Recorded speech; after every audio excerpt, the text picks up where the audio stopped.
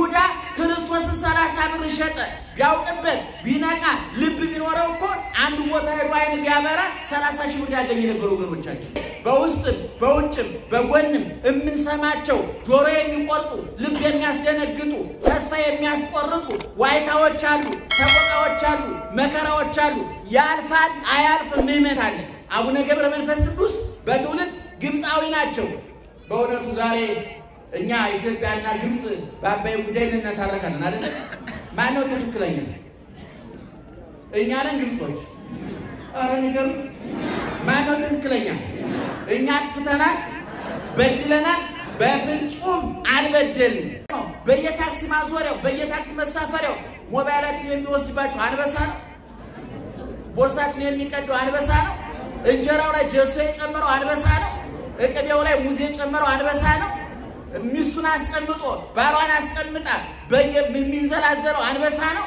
በየመስሪያ ቤቱ ፍርድ የሚያጓድል ድሃ የሚበድል መስሪያ ቤቱ ቁጭ ብሎ ባለ ጉዳይ ሲንገላታ እኔ አንዳንድ እኮ ባለስልጣኖች ቢሮ ስትሄዱ ያ ሁሉ ደንበኛ ጉዳይ ሊያስፈጽም የመጣ ሁሉ የነሱ የክብር ዘብ የሚመስላቸው እኮ ልክ እዛ ሲንገላታ በሩ ላይ የስልጣናችን ጥንካሬ የሚመዝኑ የሁሉ ሰው እኮ የሚንገላታው የሚራኮተው እኔን ለማግኘት ነው ብሎ በየሐኪም ቤቱ በሽተኛ ተሰልፎ ሲንጫጫ ጫጫታውን እንደ ሙዚቃ የሚቆጡ ዶክተሮችን ማገራችን በየሱቁ ባለጉድ አሁን ሰሞኑን ጉድ መጣ እኮ አይደል? በዘይቱ አማካኝነት ስንት ሺህ ሊትር አሽገው በየመጋዘናቸው ሰው ዘይት ፍለጋ ሲንከራተት እንደ ህልም እንደ ቱርክ ፊልም የሚዝናኑ ነጋዴዎች አሉ። እነዚህ እንኳን አንበሳ ሊታዘዝላቸው ኑሯቸው አንበሳው ነው ይሰብራቸዋል።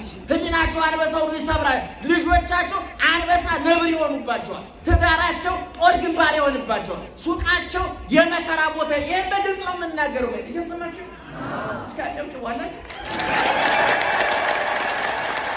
አሁን ጻድቁ ቅድም እንደነገርኳችሁ ጻድቁ ስንት አንበሳ ያጅባቸዋል ብያቸዋለሁ። 60 ስንት ነብር ያጅባል ብቻ ብያቸዋለሁ። 60 አንበሳና 60 ነብር። ነገር ግን በአንበሳው ላይ ለመሾም በነብሩ ላይ ለመሾም መጀመሪያ ምን መሆን ያስፈልጋል?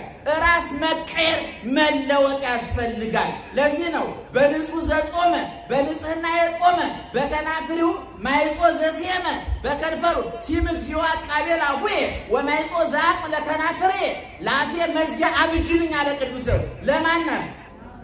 ለማን ለራሱ።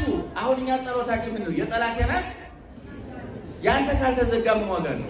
ተንኩሰት አመጣው የለም። ብዙዎቻችን እኮ ጠላታችን እኮ አፋችን የገዛ በራሳችን እኮ ነው፣ እጃችን እኮ ነው። አንድ ባህታዊ ሲጸልይ እንዳለ ታውቃላችሁ? አቤቱ ጌታ ሆይ በራሴ ላይ አንግሰኛል። ብዙ ሰዎች ምርጫ የሚወዳደሩ በማን ላይ ለመንገስ ነው? በሌላው ላይ ለመንገስ ነው አይደል? የሁሉ ጦርነት እኮ ሌላውን ለመግዛት ነው። ሰዎች ራሳቸውን ለመግዛት ቢዋጉ ኑሮ ትልቁ ጦርነት ማን ጋር መዋጋት ነው? ራስ ጋር መዋጋት። ትልቁ ድል ማን ማሸነፍ ነው? ራስን ማሸነፍ። ሰሎሞን ከተማን ከመውሰድ ትዕግስተኛ ሰው ከተማን ከሚገዛ ይበልጣል፣ ሀገርን ከሚገዛ ይበልጣል። እና ሂትለር ዓለምን ለመግዛት ብዙ ሚሊዮን ሰው ጨርሰዋል። ራሳቸውን ለመግዛት ቢጣጣሩ ኑሮ ዓለምን ይገዙ ነበር። ቅዱሳን ዓለምን ናቁት፣ ግን ዓለም እጃቸው ላይ ወደቀ። ገንዘብን ናቁት፣ ከገንዘብ በላይ እግዚአብሔርን አገኙ። ይሁዳ ክርስቶስን 30 ብር ሸጠ። ቢያውቅበት ቢነቃ ልብ ቢኖረው እኮ አንድ ቦታ ሄዶ አይን ቢያበራ 30 ሺህ ብር ያገኝ ነበር። ወገኖቻችን የዋ ስለሆነ ዋናውን ሸጠና ባዶውን ቀረ። የሚገርማቸው ስለዚህ አሁን ስለ ቅዱሳን ኦርቶዶክሳዊ ተዋሕዶ ቤተክርስቲያን ስለ ቅዱሳን ስትናገር የተጻፈውን የሆነውን የተናገረውን ቃል ኪዳን የሰጠ ማን ነው ብለናል? እግዚአብሔር በትንቢተ ኢሳይያስ ምዕራፍ 56 ከቁጥር 3 ቤታችሁ ገብታችሁ አንሙት ምእመናን። በራሳቸውን ስለኔ ሲሉ ራሳቸውን የሰለቡ ራሳቸውን ጃንደረባ ያደረጉ ዓለምን አራግፎ የተው ስለኔ ሲሉ ይላል በቤቴና በቅጽሬ መታሰቢያና የዘላለም ስም ይኖራቸዋል አለ። አቡነ ገብረ መንፈስ ቅዱስ ልጅ አላቸው ወይ? በስጋ ወልደዋል። ተክለ ሃይማኖት በስጋ ወልደዋል። እነ ቅዱስ ጊዮርጊስ በስጋ ወልደዋል። አልወለዱም። ታላቁ ሊቅ ዮሐንስ አፈወርቅ ይሄንንም ሲተረጉም ምን አለ? እነ ቅዱስ ጳውሎስ ልጅ የላቸውም አለ። ይሄው 400 ዓመቱ ነው አለ። ግን እሱ የጻፈው በ4ኛው መቶ ክፍለ ዘመን ስለነበረ የጠቀሰው የዘመኑን ነው። ቅዱስ ጳውሎስ ከሞተ 400 ዓመቱ ነው አለ። ግን እንደ አዲስ ይጠራል አለ። በስሙ ትምህርት ቤቶች ይሰየማሉ፣ ድልድዮች ይሰየማሉ፣ ሐኪም ቤቶች ይሰየማሉ። አንዱ 12 ልጅ ወልደው ጧሪ ቀባሪያቸው ደጀ ሰላም የወደቁ ሰዎች አሉ። 40 ቢወለድ 10 ቢወለድ 10 ነው ጉዱ። ከተባረከ ይበቃል አንዱ ይባላል። እና ቅዱሳን ስለኔ ዘሃደጋ አባው ወሞ ቤቱን እናቱን አባቱን ቤቱን ንብረቱን ሚስቱን ልጆቹን ለኔ ሲል የመነነ አራፎ የተወ እኔ ምዕተ ምክቢት አለ ጌታ እጽፍ ድርብ ክብር እሰጠዋለሁ አለ ቅዱስ ጳውሎስ። በስጋ ልጅ የለው በመንፈስ እኛ ልጆቹ ነን። 14 መልእክት ጽፏል። እነዚህ መልእክቶቹ ሁልጊዜ ልጅ ሲያፈሩለት ይኖራሉ፣ በየጊዜው ይወልዳል። ቅዱስ ጊዮርጊስ በ23 ዓመቱ ወጣትነቱን ስሜቱን መልኩን ውበቱን ስልጣኑን ገንዘቡን ከክርስቶስ መስቀል ስር አራግፎ ጣለ። ዛሬ በየቦታው በፈረንጆቹ ጆርጅ በእኛ ጊዮርጊስ እየተባለ ቤተክርስቲያን ታንጾለታል፣ በስሙ ድልድይ ተሰይሞለታል። ብዙ ነገር በዓለም ላይ ይጠራል። ጆርጂያ የሚባል የአሜሪካ ከተማ አለ፣ የጊዮርጊስ ከተማ ማለት ነው። እኛም ቅዱስ ጊዮርጊስ ቢራባል መስከር ያለ እንኳን ቀበለው ግን ይሁን ይደለ ያስለየው መጠሪያው ነው። እና አሁን ምንድነው ለማለት የፈለኩት ኦርቶዶክሳውያን የተዋህዶ ልጆች ከቅዱሳን 3 ነገር መማር ያስፈልጋል። አንደኛ ሳንሰጥ አንቀበልም። አቡነ ገብረ መንፈስ ቅዱስ ለምን አንበሳ ታዘዘላቸው? ለምን ነብር ታዘዘላቸው? እግዚአብሔር ስለሚያዳላ ነው ወይ? አይደለም። ቅድም እንዳልኩት እኛ ሁሉን ነገር ስንተው እሱ ምን ያደርጋል? እሱ ሁሉ ይሰጥ። ዮሐንስ አፈወርቅ አሁን በሌላ ተግሳጹ በጣም ስለምወደው ነው የምደጋገመው። መመናት አንዲት እናት ላይ ዮሐንስ አፈወርቅ አንዲት እናት ልጇ ጨዋታ ሲያበዛ አላጠና ሲላል አላነብ ሲላል ወይ ቁም ነገር ላይ ሲጠፋና ጨዋታ ሲበዛ ምን ታደርጋለች? እስኪ እናንተ ንገሩ። ትቆጡታላችሁ አይደል? ጨዋታ በዛ እባክህ አጥና እባክህ አሉ ትላላችሁ። እንደገና ልጁ ደግሞ በ5 ዓመቱ በ6 ዓመቱ ቁም ነገር አብዝቶ በር ዘግቶ አነባለሁ ቢል ደግሞ ምንድነው የምታረጉት? ኧረ እባክህ ልጅ ትንሽ ተጫውተና ትላላችሁ። ዮሐንስ አፈወርቅ እንደዚህ ነው የሚለው። እኛ ለዓለሙ ስንስገበገብ ሲያየን ዝም ይላል፣ ሁለቱንም ይነሳናል። ዓለምን አራግፈን ስንተወው ደግሞ ኧረ ልጅ ዓለማዊ እንኳ ያስፈልጋል ብሎ ሀብቱን ይሰጠናል። አብርሃም ከሀገር ውጣ ከዘመዶች ተለይ እኔ ወደማሳይ ምድር ውጣ ሲለው ማቄን ጨርቄን ሳይ ጣጥሎ ወጣ። ለአብርሃም ምድራዊ ሀብት ተሰጠው፣ ሰማያዊ ሀብት ተሰጠው። አብርሃም የነበረው የዛሬ 4000 ዓመት ገደማ ነው። ዛሬ አብርሃም ትኩስ ነው፣ አዲስ ነው፣ ይተረካል፣ ይነበባል። በእስላሙ፣ በፕሮቴስታንቱ፣ በኦርቶዶክሱ በየልብ ወለዱ አብርሃም የማይጠቀስበት ቦታ የለም። ኢዮብ የዛሬ 4200-300 ዓመት ገደማ የነበረ ትልቅ አባት ነው። ልጆቹ በአንድ ቀን አለቁ። ሀብቱ ንብረቱ በአንድ ቀን ወደመ። እጅጉ በአንድ ቀን ተቆራረጠ። ሚስቱ ከዳቸው፣ ጓደኞቹ ከዱት። አለኝ ነበረኝ የሚለው ሁሉ ከዳው። ግን ማን ከሱ ጋር ነበረ? ማን ከሱ ጋር ነበረ? እግዚአብሔር ከሱ ጋር ነበረ። ዛሬ ስለ ትዕግስት ሲነሳ ማን ነው የሚጠቀሰው? ኢዮብ ይጠቀሳል። ያን ጊዜ ልጆቹ ሲያልቁበት እግዚአብሔር እኮ ለወዳጆቹ አይሆንም። አንዳንድ ሰዎች እኮ አሉ አይደል? እየሰማለሁ አንዳንድ እንደው እግዚአብሔር ለወዳጆቹ አይሆንም የሚሉ ሰዎች እኮ አሉ። አስቀድሰው በየገዳማቱ ሲጸልዩ ኑረው መልስ ሲያጡ እስኪ ደግሞ ሌላ ቦታ ሄጄ ልሞክረው ነው ጠንቋይ ቤት የሄዱ እኮ ሰዎች ይኖራሉ አይደል? የእግዚአብሔርን ትዕግስት መቋቋም ያቃታቸው፣ የእግዚአብሔርን ቸርነት ጊዜውን መጠበቅ ያቃታቸው ሰዎች አሉ። ኢዮብ ሀብቱ ወደመ፣ ንብረቱ ወደመ፣ ልጆቹ አለቁ፣ እጅጉ ሰውነቱ ተቆራረጠ፣ ሚስቱ ከዳችው፣ ጓደኞቹ ከዱት። ግን ማን አልከደውም? ልጅ የሰጠ ማን ነው? ሀብት ንብረት የሰጠ ማን ነው? ጤንነት የሰጠ ማን ነው? ሚስት ጓደኛ የሰጠ ማን ነው? እግዚአብሔር ከርቶታል? አልከዳውም። መጨረሻ ላይ ምዕራፍ 42 ላይ ስትመለከቱ ኢዮብ ሲል እግዚአብሔር ቁሱ ረገፈ። ሁለተኛ ኢዮብ ሲል ኢዮብ ተስተካክሎ ተቀመጠ። ሶስተኛ ኢዮብ ሲል እግዚአብሔር አዲሱ ውቡ መልከ መልካሙ ኢዮብ ተፈጠረ። ከዚያ በኋላ 140 ዓመት ውሮ የልጅ ልጅ ልጅ አይቶ ሞተ፣ አረፈ። ማን ከሱ ጋር ስለነበረ? ትዕግስተኞቹ ምእመናን ብሶተኞች አትሁኑ፣ አርቃሻ አትሁኑ፣ አማራሪ አጉረምራሚ አትሁኑ። ጨለማው ይገፋል፣ መከራው ይራገፋል፣ አዲስ ቀን ይመጣል፣ አዲስ ተስፋ ይመጣል። ዛሬ በውስጥም በውጭም በጎንም የምንሰማቸው ጆሮ የሚቆርጡ ልብ የሚያስደነግጡ ተስፋ የሚያስቆርጡ ዋይታዎች አሉ፣ ሰቆቃዎች አሉ፣ መከራዎች አሉ። ያልፋል አያልፍም? ምእመናን ንገሩ። ያልፋል አያልፍም? ያልፋል አያልፍም? ማን ከኛ ጋር ስላለ? ማን ከኛ ጋር ስላለ? እግዚአብሔር ከኛ ጋር ስላለ። ነገር ግን ጥሩት ይመጣል፣ ፈልጉት ይገኛል። ጩሁ፣ አልቅሱ፣ እንባ አባሽ አምላክ አለን።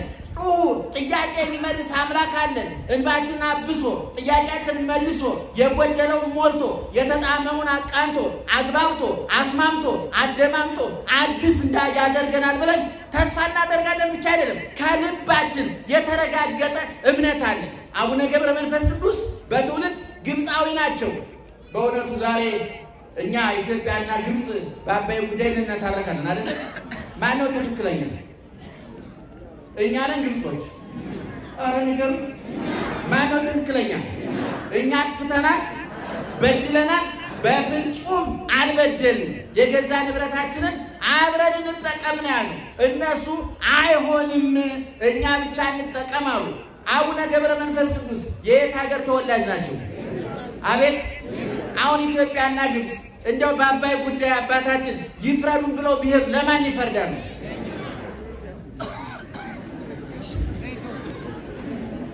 በደንብ ንገሩ። ለማን ይፈርዳሉ? አይ ብልጦች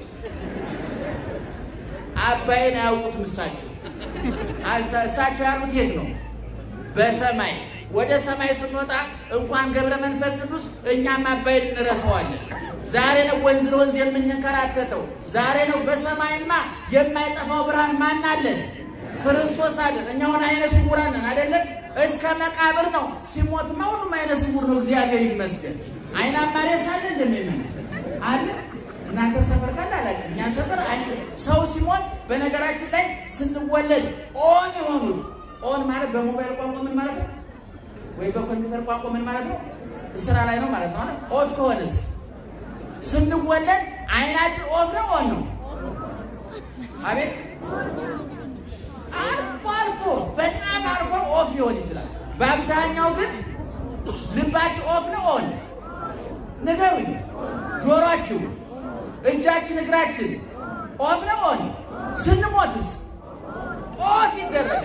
ምክንያት ስራውን ጨርሷል በቃ። ምክንያት ጆሮ የሚያገለግለው እዛ ዓለም ላይ ነው። በሰማይ ሌላ ጆሮ ይተከልልናል። በሰማይ ሌላ አይን ይተከልናል። አሁን እዛ ያለ አይናሞች ብላችሁ በአይናችሁ የምትመኩ ሰዎች ስትሞቱ አይነ ስውር ሬሳ ነው የሚቀበለው። ሞት ካለፈ መቃብር ከተሻረ አዲሱ ዓለም ሲመጣ ግን እኔም እናንተም ሁላችንም አዲስ አይን አለን። በክርስቶስ እንበራለን።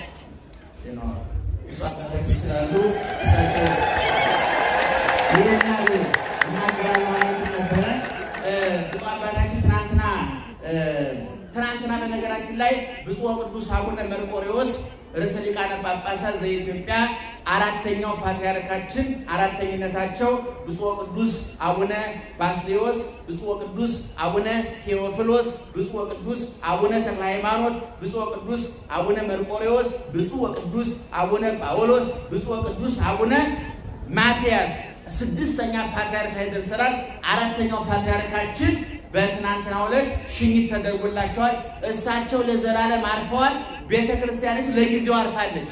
መቼ መከራ በር እንደሚከፈት ስለማናውቅ ነው። የምንሰማቸው በጣም መጥፎ ነገሮች አሉና ያ የመከራ ዘመን የልዩነት ዘመን አክትሞ ለዚህ እንደው ሌላ ፖለቲካውን እቤታችሁ ታውትና ለዚህ ቤተክርስቲያኒቱ አንዱና የፓትርያርክ አስከሬን ከአሜሪካ ከመረከብ ያወጣን እግዚአብሔር በጠቅላይ ሚኒስትሩ አድሮ ነው። ይሄን ማመስገን ያስፈልጋል። ምን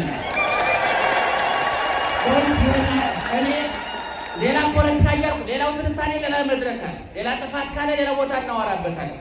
አሁን ባለው ሁኔታ ግን ፓትርያርኩ ብፁዕ አቡነ ዜና ማርቆስ የሚባሉ እጅግ ትልቅ አባት፣ የተማሩ አባት፣ መንፈሳዊ አባት ሰያትን የተቀበሩት አሜሪካ ናት። በጣም እናዝናለን። ብፁዕ ቅዱስ ፓትርያርካችን ግን ከነ ሕይወታቸው መጥተው በመካከላችን 2 ዓመት 3 ዓመት እሳቸውም እየጸለዩልን እኛም እየተባረክን በትናንትናው ሽኝት አድርገናል። በእውነት ቤተክርስቲያኒቱ አንዱን ምዕራፍ ዘግታለች፣ አንዱን ሰላሟን አግኝታለች። ካሁን በኋላ አንድ ፓትርያርክ ነው ያለ። ላሉት አባታችን ለፓትርያርክ ለብፁዕ ቅዱስ አቡነ ማትያስ ደግሞ እድሜና ጤና ይስጥልን። በእውነት ምእመናን ጳጳሳቱን አክብሩ፣ ፓትርያርኩን አክብሩ፣ መነኮሳቱን አክብሩ፣ ካህናቱን አክብሩ። ማንም ዘላን እየተነሳ አንደበቱ ያልታረመ ንግግሩ ያልተገረዘ ራሱ በኃጢአት እየተጨማለቀ እየዛከረ ጳጳሳቱን ሲሳደብ መነኮሳቱን ሲሳደብ ፓትርያርኩ ላይ አፉን ሲከፍት አብራችሁ አታጨብጭቡ። ምእመናን እኔ በግል የማገኘው ነገር የለኝም። በስጋ ከሆነ እኔ ሰርቼ ነው የምበላው። በቤተ ክርስቲያን በፓትርያርኩ በጳጳሱ የምናገኘው ነገር ግን ፓትርያርኩን ያላከበረ ጳጳስ ይዋረዳል። ጳጳሱን ያላከበረ መነኩሴ ይዋረዳል። መነኩሴውን ያላከበረ መጋቢ ሐዲስ መጋቢ ሉል ብትለው ረክሶ ቆሾ ጎርቆ ይቀራል። ስለዚህ መከባበር ያስፈልጋልና ትናንትና ብፁዕነታቸው ተሸኝተዋል። እዛ ላይ በእውነቱ ትልቅ ክብር ለመስጠት ሲሉ ብፁዕ አቡነ ማርቆስ ቅኔ አድርገዋል። እኔ ደግሞ እዛ ላይ ባላደርግም እንደው ብፁዕ አባታችን ይሰሙኛል፣ የቅኔ ባለቤት ናቸውና አንዲት ቅኔ ላደርግ አሰቡኝ። ይፈቀዳል? እስኪ አጨብጭቡ። ምን ለቅኔ አይጨበጨብም። ለቅኔ መልካም ነው ይበል ነው የሚባለው። ጭብጨባ ለስብከትና ለመዝሙር ለአማርኛው መዝሙር ነው። ለዛኛው ላይ ያለው መዝሙር አይጨበጨብም። ለስብከትና ለቅኔ መልካም ነው ይበል። ለመጨረሻ ወንዶች እስኪሞክሩ መልካም ነው ወይስ ልመዱ? ታይዟችሁ የትለን እንዳውት ብሔራዊ ቲያትር አለ ወይ ሌላ ቦታ አለ ነው ስሙን እንጂ ግዴታችን መርቆሬዎስ ይፍታህ ለጥያቄነ ማይተሞ መሐረነ ከመሃይማኖተ ተአቀባርሙሙ መልከ ሊቃውንቱ ሰምተውታል። እናንተስ ሃይማኖት ማን ነው? አርጉሞ ተአቀብ ሃይማኖት የድጓ መምህራን ያውቁታል። ከዚያ የተወሰደ ነው። መርቆሬዎስ ይፍታህ ለጥያቄነ ማይተሞ መሐረነ ከመሃይማኖተ ተአቀባርሙሙ እስመ እግረ ማትያስ ቆመ በዘጳውሎስ አቀሞ ነው። ፓትርያርክና እሞሙ ለነገደ ሌዊ 2 ባል ያላት ሴት መቁረብ ትችላለች? ሴቶች ነገሩ ይስ ለነገሩ 2 ባል ያላት ሴት 2 ሚስት ያለው ወንድ ነው ያለው። ሴቶች እንደዛ ይፈቀድማል።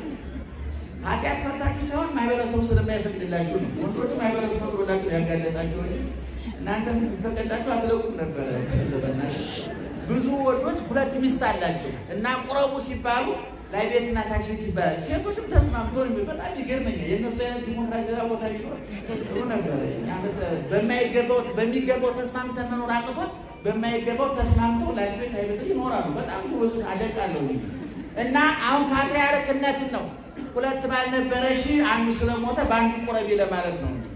መቼም ተረድታችሁ ፓትርያርክና እሞሙ ለነገደ ሌዊ ቁርባነ ዋሂድና ንስይ እስከ ነጸላይትኪ ይትሃቱ አምጣን አሃዱ ሐለፈ እማምታትኪ ክሌቱ ከ2 ባሎች አንዱ ሞቷል። በአንዱ ቁረቢ ነው